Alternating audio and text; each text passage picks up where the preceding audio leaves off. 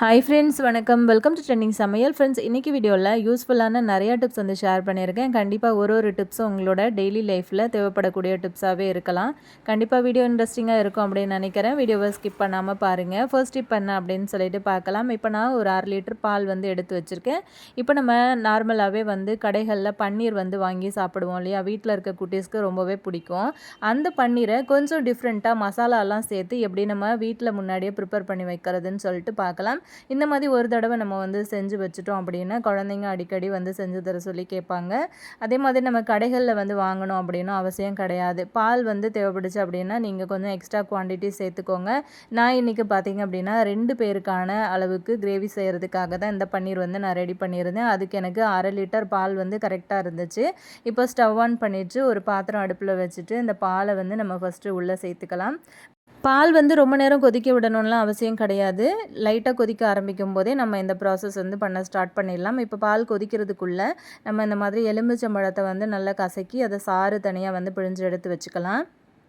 இப்போது இதை வந்து நம்ம லைட்டாக கசக்கிட்டு சாறு பிழிஞ்சோம் அப்படின்னா நமக்கு நிறையவே சாறு கிடைக்கும். ஸோ அதனால் இப்போ நம்ம இதுக்கு என்னென்ன மசாலா சேர்க்கலான்னு சொல்லிட்டு பார்க்கலாம். ஒரு 1/2 ஸ்பூன் அளவுக்கு நான் மிளகு சேர்த்துருக்கேன்.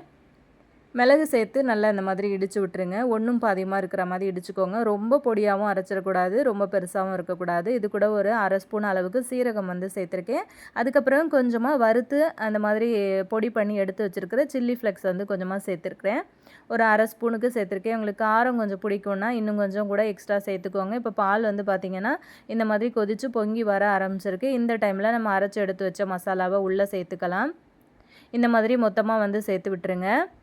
சேர்க்கும் போதே பார்த்திங்க அப்படின்னா நல்லா அந்த மசாலாவோட சேர்ந்து அந்த பால் கொதிக்கும் போது நல்லா கமகமன்னு உங்களுக்கு வாசம் வரும். நல்லா பொங்கி கொதித்து அந்த மசாலாவில் இருக்கிற அந்த எசன்ஸ் எல்லாம் மொத்தமாக வந்து அந்த பாலில் இறங்கி பாலே வந்து கொஞ்சம் கலர் சேஞ்ச் ஆகி வரும். அந்த டைமில் நம்ம பொடியாக நறுக்கி எடுத்து வச்சுருக்கிற கொஞ்சமாக கொத்தமல்லி இலைகளை வந்து சேர்த்துருக்கேன். நல்லா ஃப்ரெஷ்ஷாக இருக்கிற மாதிரி பார்த்து சேர்த்துக்கோங்க.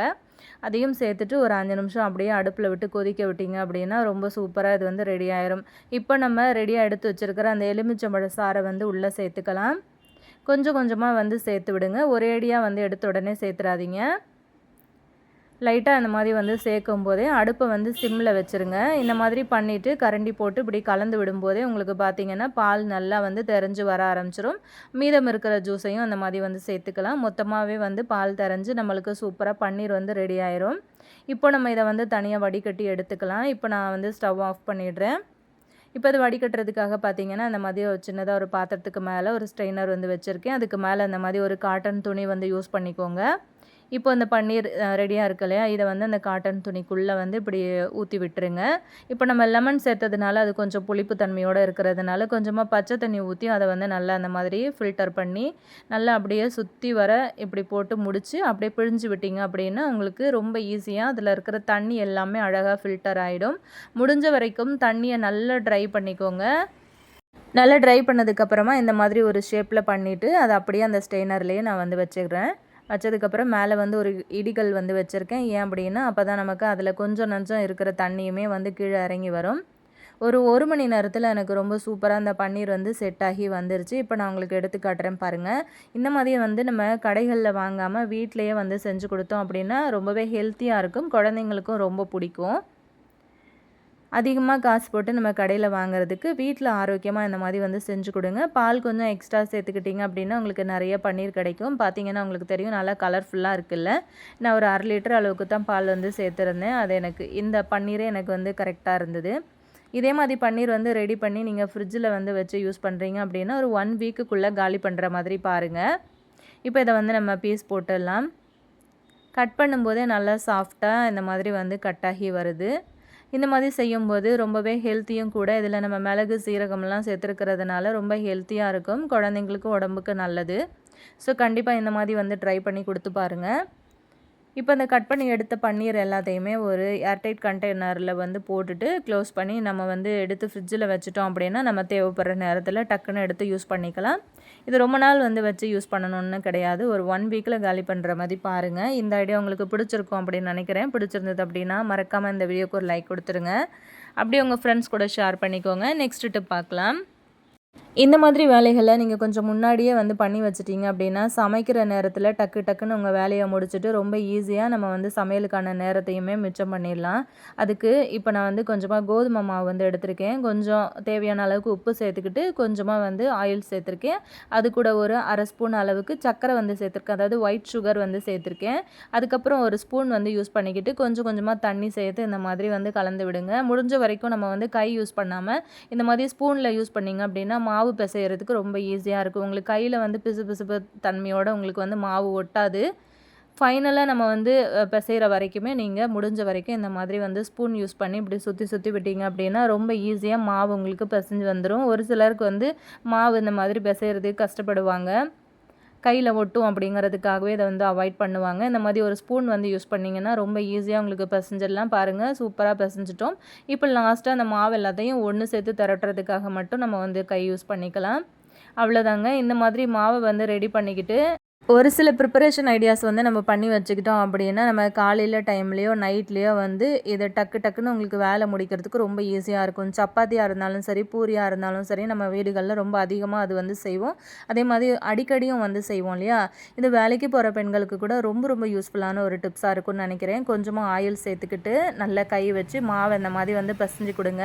அப்போ தான் நல்லா சாஃப்டாக இருக்கும். அது ஒரு கொஞ்ச நேரம் அப்படியே வந்து ரெஸ்ட்டில் விட்டுருங்க. இப்போ வந்து இந்த மாதிரி ஒரு மேட்டில் மாவு வந்து நல்லா ஸ்ப்ரெட் பண்ணி விட்டுருக்கேன். அதுக்கு மேலே அந்த மாதிரி எடுத்து வச்சிருக்கிற மாவை போட்டு இந்த மாதிரி வந்து தேய்ச்சி எடுத்துக்கோங்க. முடிஞ்ச வரைக்கும் நல்ல தின்னா, அதாவது நல்ல மெல்லிஸாக வர்ற மாதிரி கட்டை யூஸ் பண்ணி இப்படி வந்து சுற்றி சுற்றி தேய்ச்சி விட்டுருங்க. நல்லா பெருசாக விரித்து தேய்ச்சிக்கோங்க. இப்போ நம்ம வந்து பூரிக்கான ஐடியா தான் பார்க்க போகிறோம். பூரி வந்து செய்கிறதுக்காக அதை எப்படி முன்னாடியே ப்ரிப்பேர் பண்ணி வைக்கிறது அப்படின்னு, டக்குன்னு ஃப்ரிட்ஜில் இருந்து எடுத்து உடனே வந்து எண்ணெயில் போட்டு எடுத்தோம் அப்படின்னா சுட சுட நல்ல ப்ரௌன் கலரில் உங்களுக்கு பூரி வந்து சூப்பராக ரெடி ஆகிடும். பூரிக்கு வந்து எப்போவுமே நம்ம வந்து மாவு தேய்க்கணும் அப்படின்னா கொஞ்சம் கஷ்டமாக இருக்கும். தேய்ச்சி அதை சின்ன சின்னதாக வந்து கட் பண்ணி நம்ம எடுத்து போடணும் அப்படின்னா கஷ்டமாக இருக்கும். நான் இன்றைக்கி சின்ன டிஃபன் பாக்ஸ் வந்து யூஸ் பண்ணி தான் அந்த பூரியோட ஷேப்புக்காக அந்த மாதிரி கட் பண்ணியிருக்கேன். வேணும் அப்படின்னா நீங்கள் கொஞ்சம் பெரிய சைஸில் கூட டிஃபன் பாக்ஸ் வந்து யூஸ் பண்ணி கொஞ்சம் பெரிய சைஸ் பூரியாகவே வந்து கட் பண்ணி எடுத்துக்கலாம். மீதம் பூரிக்கு தேய்ச்சது போக மீதமாக இருக்கிற மாவில் இதே மாதிரி ஷேப்லேயே நான் கொஞ்சம் பெரிய சைஸில் சப்பாத்திக்கும் வந்து போட்டு எடுத்துக்கிட்டேன். இப்போது பூரி சப்பாத்தி அப்படின்னும் போது காலையில் டிஃபனுக்கும் டக்குன்னு வேலை முடிஞ்சிடும். நைட்டில் டின்னர் பண்ணுறீங்கனாலுமே டக்குன்னு வேலை முடிஞ்சிடும். இப்போ நம்ம என்ன பண்ணலான்னு பார்த்தீங்கன்னா, இப்போ இப்படி வந்து இட்லி பிளேட்டில் கொஞ்சமாக ஆயில் அப்ளை பண்ணியிருக்கேன். இப்போ நம்ம அந்த பூரிக்கு தேய்ச்சோம் இல்லையா, அந்த மாவு எல்லாத்தையுமே எடுத்து அந்த இட்லி பிளேட்டில் வந்து இப்படி அடுக்கி விட்டுருங்க. ஆல்ரெடி நான் வந்து முன்னாடியே இட்லி பாத்திரத்தில் தண்ணி வச்சு அடுப்பில் கொதிக்க விட்டுருக்கேன். இப்போ 2 பிளேட்டில் நான் அந்த மாதிரி செட் பண்ணி வச்சுருக்கேன். இந்த மாதிரி நம்ம வந்து வைக்கும்போது நமக்கு ஷேப் கொஞ்சம் டிஃப்ரெண்ட்டாக கிடைக்கும். அதாவது உங்களுக்கு பார்க்கும்போது தெரியும். இந்த மாதிரி இட்லி பாத்திரத்தில் வந்து வைக்க உங்களுக்கு பிடிக்கல, கொஞ்சம் ஃப்ளாட்டாகவே இருக்கணும், மாவு தேய்ச்ச மாதிரியே இருக்கணும் அப்படின்னு நினச்சிங்கன்னா, வேறு ஏதாச்சும் ஸ்டீமர் வந்து யூஸ் பண்ணிக்கிட்டு அதை வந்து வேக வச்சு எடுத்துக்கோங்க. வேக வைக்கணும் அப்படின்னா ரொம்ப நேரம் கிடையாதுங்க. ஒரு 2லேருந்து ஒரு 3 செகண்ட் மட்டும் விட்டுக்கோங்க. மிஞ்சி போனால் ஒரு 1 நிமிஷத்துக்கு அப்படியே வந்து விட்டு இந்த மாதிரி வந்து பண்ணி எடுத்துக்கோங்க. ரொம்ப நேரம் மாவு வந்து வெந்து போகிற அளவுக்கெல்லாம் விட தேவை கிடையாது. இப்போ வந்து எடுத்து வெளியில் வச்சுட்டேன். மாவு வந்து நல்லா ஆறிடுச்சு. இப்போ இதை வந்து எடுத்து காட்டுறேன் பாருங்கள். பிசு பிசுன்னு இல்லாமல் நல்லா ட்ரையாக இருக்குது. இப்போ நம்ம இதை வந்து ஸ்டோர் பண்ணி வச்சுக்கலாம். ஆல்ரெடி நான் வந்து சப்பாத்தி வாங்கினேன் கவர் வந்து வாஷ் பண்ணி எடுத்து வச்சுருந்தேன். ஸோ அந்த கவருக்குள்ளே இதை வந்து நம்ம போட்டுட்டு அப்படியே ஃப்ரீசரில் வந்து எடுத்து வச்சுக்கிட்டோம் அப்படின்னா, நம்ம வந்து காலைல டிஃபனுக்கு டக்குன்னு நான் வந்து பூரிக்கு மாவு தேய்ச்சி போடணும் அப்படின்லாம் அவசியம் கிடையாது. இதில் ஒரு 4 பூரி எடுத்து எண்ணெயில் போட்டிங்க அப்படின்னா டிஃபன் வேலை டக்குன்னு ஈஸியாக முடிச்சிடலாங்க. இப்போது ஸ்டவ் ஆன் பண்ணி கொஞ்சமாக எண்ணெய் வந்து வச்சுருக்கேன்.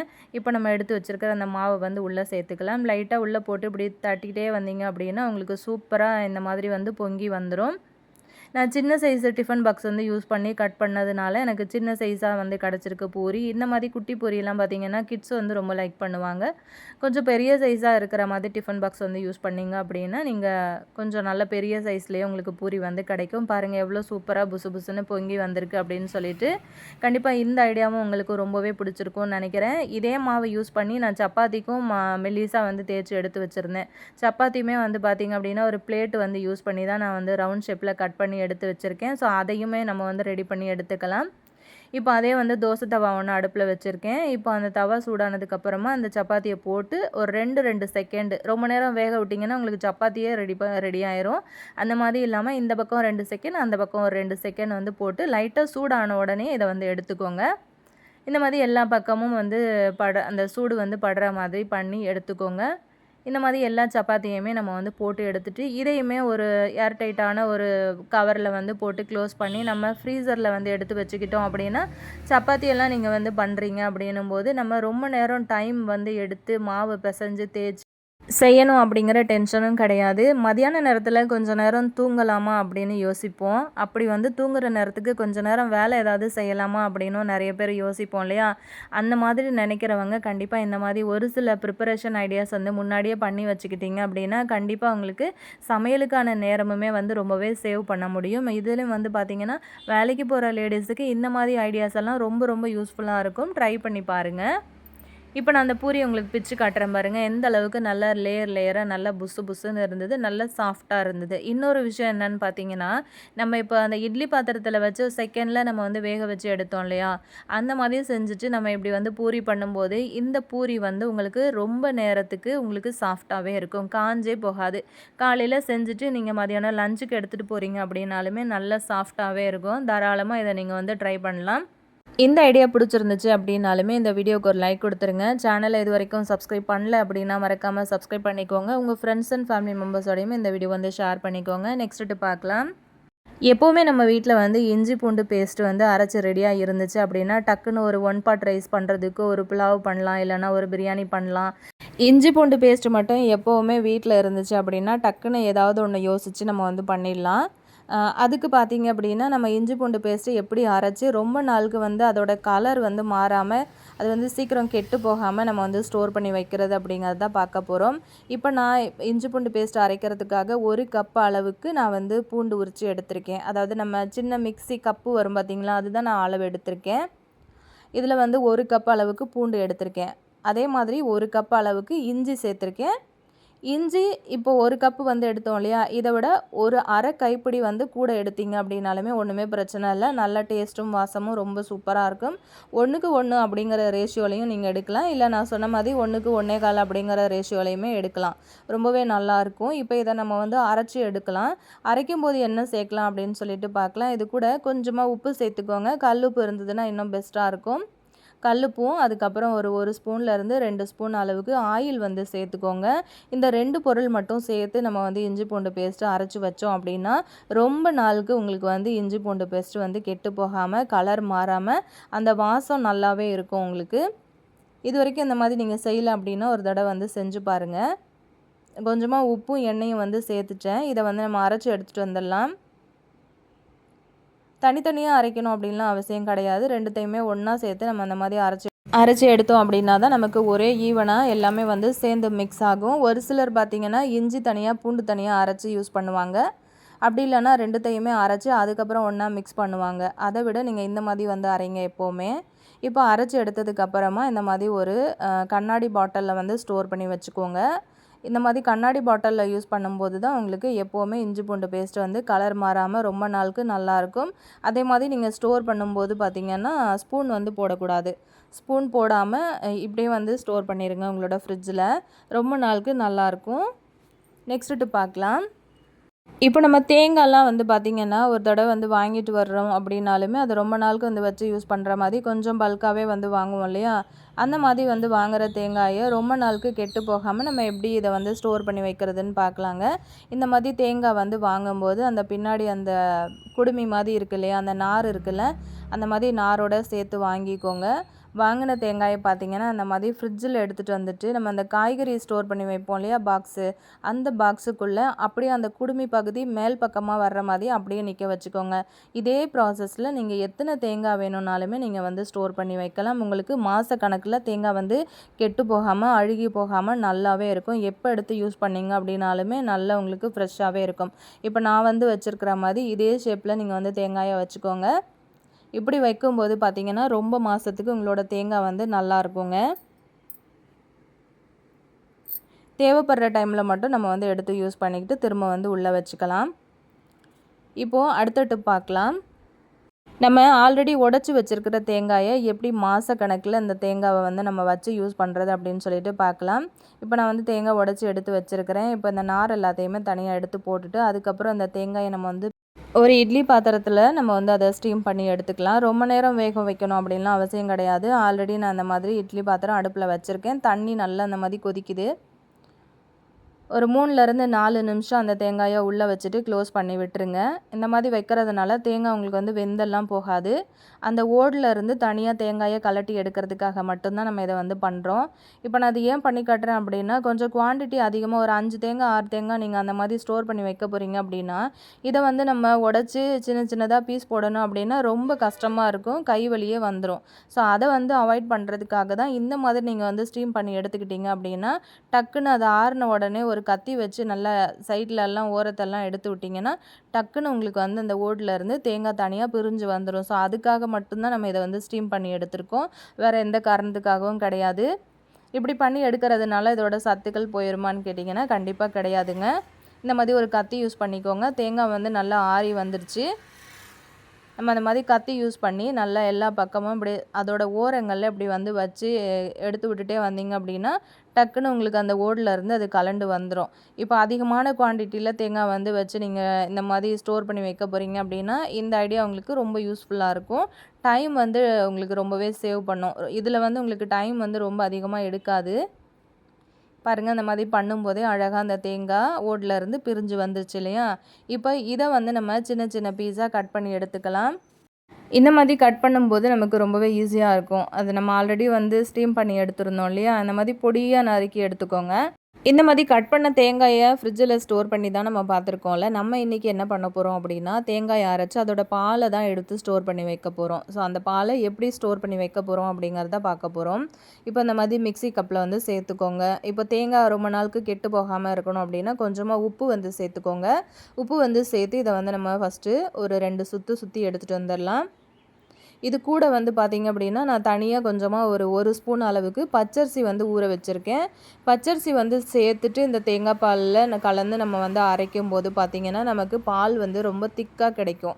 இப்போ நீங்கள் இடியாப்பம்லாம் வந்து செய்கிறீங்க அப்படின்னா தேங்காய் பால் எடுப்பீங்க இல்லையா? அந்த டைமுக்கு 1 ஸ்பூன் அளவுக்கு பச்சரிசி இந்த மாதிரி ஊற வச்சுட்டு தேங்காயோடு சேர்த்து அரைச்சி அந்த பால் எடுத்தீங்க அப்படின்னா அவ்வளோ டேஸ்ட்டாக இருக்கும், அவ்வளோ திக்காக இருக்கும், உங்களுக்கு நிறைய பாலும் கிடைக்கும்.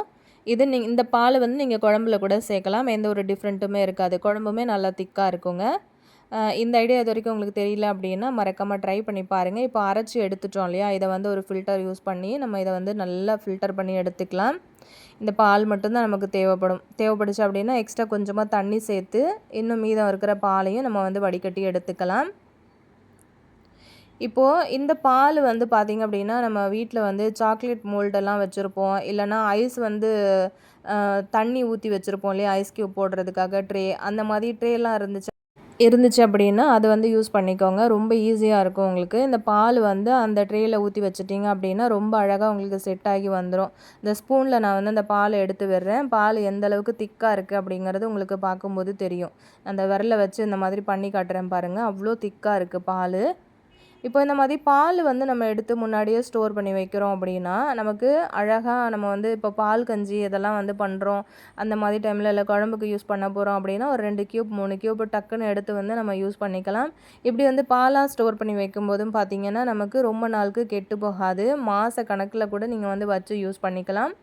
இது எல்லாமே வந்து பார்த்திங்க அப்படின்னா தேங்காய் ரொம்ப அதிகமாக இருக்குது அப்படிங்கிற டைமில் கூட நீங்கள் வந்து செஞ்சு வச்சுக்கலாம். மற்றபடிக்கு முன்னாடி உங்களோட சமையல் வேலைகளை சீக்கிரம் முடிக்கணும் அப்படின்னு நினச்சிங்கனாலுமே இந்த மாதிரி ஒரு சில ஐடியாக்களை நீங்கள் வந்து பண்ணி வைக்கலாம். இப்போது ஃப்ரீசரில் நான் வந்து விட்டுட்டேன், ஒரு ஓவர் நைட் அப்படியே விட்டுட்டேன். மறுநாள் காலையில் பார்த்திங்கன்னா ரொம்ப அழகாக நல்லா ஸ்ட்ராங்காகவே அது வந்து செட் ஆகி வந்துருந்துச்சு, உங்களுக்கு பார்க்கும்போது தெரியும். இப்போ இந்த மாதிரி வந்து செட் ஆகி வந்ததை நம்ம அப்படியே வந்து எடுத்துகிட்டு ஒரு ஏர்டைட்டான கண்டெய்னரில் போட்டு ஸ்டோர் பண்ணி வச்சுட்டோம் அப்படின்னா நம்ம தேவைப்படுற நேரங்களில் நம்மளோட சமையலுக்கு இதை வந்து யூஸ் பண்ணிக்கலாம். இந்த ஐடியாவும் உங்களுக்கு ரொம்ப ரொம்ப யூஸ்ஃபுல்லான ஒரு ஐடியாவாக இருந்திருக்கும் அப்படின்னு நினைக்கிறேன். இது வரைக்கும் தெரியல அப்படின்னா மறக்காமல் நீங்கள் ட்ரை பண்ணி பாருங்கள். அப்படி உங்கள் ஃப்ரெண்ட்ஸ் அண்ட் ஃபேமிலி மெம்பர்ஸ்க்கும் இந்த வீடியோ தேவைப்படும் அப்படின்னு நினச்சிங்கன்னா அவங்களுக்கும் மறக்காமல் ஒரு ஷேர் கொடுங்க. இதே மாதிரி ஆல்ரெடி வந்து ப்ரிப்ரேஷன் வீடியோஸ் நம்ம சேனலில் நிறைய போட்டிருக்கோம், டைம் இருந்தது அப்படின்னா மறக்காமல் வந்து செக் பண்ணிக்கோங்க. வேணும்னா இதுக்கு முன்னாடி போட்ட ஒரு வீடியோவோட லிங்க்கும் நான் வந்து டிஸ்கிரிப்ஷனில் கொடுக்குறேன், மறக்காமல் செக் பண்ணிக்கோங்க. இந்த மாதிரியான ஒரு சில ஐடியாக்களை நீங்கள் யூஸ் பண்ணிங்க அப்படின்னா கண்டிப்பாக உங்களோட வீட்டு வேலைகளையும் சரி சமையல் வேலைகளையும் சரி ரொம்ப ஈஸியாக முடிச்சிடலாம். டைமும் வந்து நமக்கு ரொம்ப அதிக நேரம் எடுக்காது. ரொம்ப நேரம் நின்று கிச்சனில் சமைக்கணும் அப்படின்னும் அவசியம் கிடையாது. எவ்வளோ வெரைட்டியாக இருந்தாலும் எவ்வளோ பேர் வர்றாங்க அப்படின்னாலுமே டக்கு டக்குன்னு ஒரே ஆளாக நம்ம வந்து எல்லா வேலைகளையுமே முடிச்சிடலாம். இந்த மாதிரி கஞ்சி வைக்கும்போதும் பார்த்திங்கன்னா ஒரு 3 க்யூப் 4 க்யூப் வந்து சேர்த்து பண்ணும்போது நமக்கு வேலையும் ரொம்ப ஈஸியாக முடிஞ்சிடும். ரொம்ப டயர்டாக ஆஃபீஸ்லேருந்து வரீங்க, ஒரு பால் கஞ்சி வந்து வச்சு சாப்பிடணும் போல் இருக்குது அப்படின்னாலுமே டக்குன்னு நீங்கள் இந்த மாதிரி வந்து ரெடி பண்ணிக்கலாம். ரொம்ப ஈஸியாகவே உங்களோட வேலைகள் வந்து முடிஞ்சிடும். இன்றைக்கி வீடியோ உங்களுக்கு ரொம்பவே யூஸ்ஃபுல்லாக இருந்திருக்கும்னு நினைக்கிறேன். யூஸ்ஃபுல்லாக இருந்துச்சு அப்படின்னா மறக்காமல் சேனலை சப்ஸ்கிரைப் பண்ணிக்கோங்க. நெக்ஸ்ட் ஒரு வீடியோவில் உங்களை மீட் பண்ணுறேன் ஃப்ரெண்ட்ஸ். தேங்க்யூ.